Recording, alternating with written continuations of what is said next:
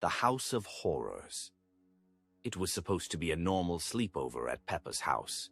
The yellow walls that once felt warm and welcoming now seemed to pulse with an unnatural energy.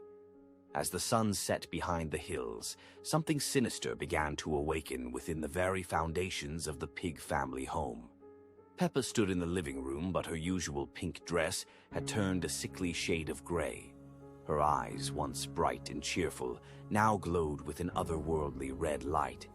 "Welcome to my house," she whispered, her voice echoing strangely through the rooms. "But you may never leave." The front door slammed shut behind Susie Sheep, who had come for what she thought would be a fun evening. The sound reverberated through the house like thunder, and suddenly all the windows went black, as if the outside world had simply ceased to exist. George appeared at the top of the stairs, but he was no longer the innocent little brother everyone knew. His dinosaur toy had transformed into something grotesque and alive, its plastic eyes now real and filled with malice. "Dinosaur," he said, but the word came out as a bone-chilling roar. The kitchen, where Mummy Pig once cooked delicious meals, had become a chamber of nightmares. The stove burned with green flames that cast dancing shadows on the walls. Pots and pans moved by themselves, clanging together in a rhythm that sounded like a funeral march. Daddy Pig sat in his chair, but his newspaper was blank, except for one headline that appeared and disappeared. "No one escapes the house." His glasses reflected not the room around him, but scenes of terror from other dimensions, other realities where the pig family had already claimed their victims. The stairs creaked and groaned as if they were alive, each step producing a sound like breaking bones. The family portraits on the walls began to change, showing the same faces but with expressions of pure evil, their eyes following anyone who dared to look. Rebecca Rabbit tried to run to the bathroom, but the hallway stretched impossibly long before her. The walls seemed to breathe, expanding and contracting like the inside of some massive beast. Door handles turned by themselves, revealing rooms that shouldn't exist. In the attic, something ancient stirred. It had been waiting for this moment, when the house would finally reveal its true nature. Chains rattled in the darkness above, and footsteps could be heard pacing back and forth, though no one was supposed to be up there. The living room television turned on by itself, but instead of cartoons, it showed only static, filled with fleeting images of terror.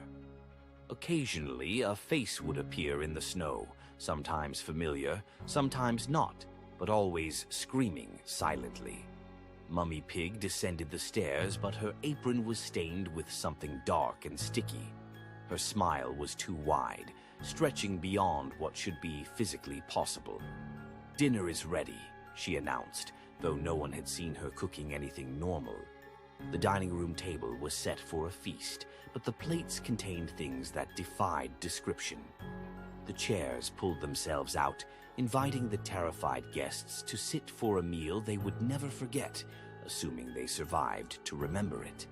Pedro Pony appeared at the window, but he was outside looking in, his breath fogging the glass as he pressed his face against it. His eyes were completely white, and when he opened his mouth to speak, no sound came out, only darkness. The house itself began to shift and change. Rooms rearranged themselves when no one was looking. Doors led to different places than they had moments before. The very geometry of the building defied logic and reason. Candy Cat materialized in the corner, but her usual sweetness had been replaced by something predatory. Her claws, once hidden, now extended like razors. She purred, but the sound was more like the growl of a wild beast preparing to strike. The basement door, which had always been locked, slowly creaked open. A cold wind rushed up from below, carrying with it the scent of earth and decay. Something was calling from the depths, speaking in voices that belonged to children who had visited this house long ago. As midnight approached, the house revealed its final secret. It wasn't just haunted. It was alive. Every brick, every board, every nail had been infused with a consciousness that fed on fear and innocence. The pig family weren't the owners of this house. They were its servants.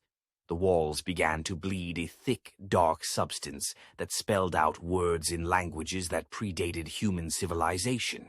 The message was clear to anyone who could read it. Welcome to your new home. You will never leave. You will become part of us. And in that moment, as the clock struck 12, Peppa's laughter filled every room of the house. But it wasn't the giggle of a happy little pig anymore. It was the sound of something that had been waiting centuries for new playmates to join its eternal game.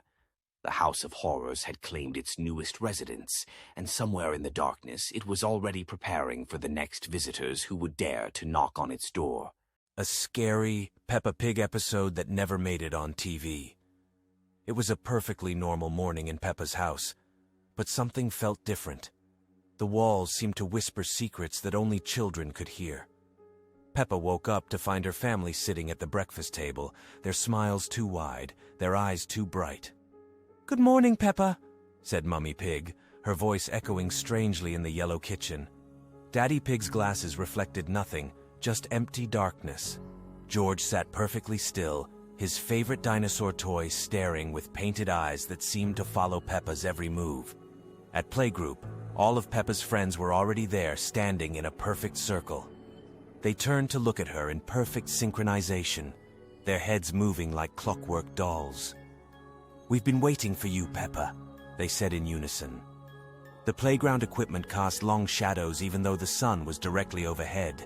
The slides stretched impossibly high into the gray sky, and the swings moved by themselves, creaking a lullaby that made Peppa's skin crawl. When it was time to go home, Peppa realized she couldn't remember how she got to playgroup. The path home seemed different, longer, with trees that bent toward her like grasping fingers. Her house appeared at the end of the street, but all the windows were dark except for one. Inside, her family was waiting at the dinner table, the same two wide smiles on their faces. "Welcome home, Peppa," they said together. "We've prepared your favorite meal." But when Peppa looked at her plate, she saw her own reflection staring back, trapped behind the porcelain surface, silently screaming for help. Scary Peppa Pig episode that never made it on TV. It was bedtime at the pig house. Peppa climbed up the purple ladder to her top bunk, while George settled into the bottom bed below.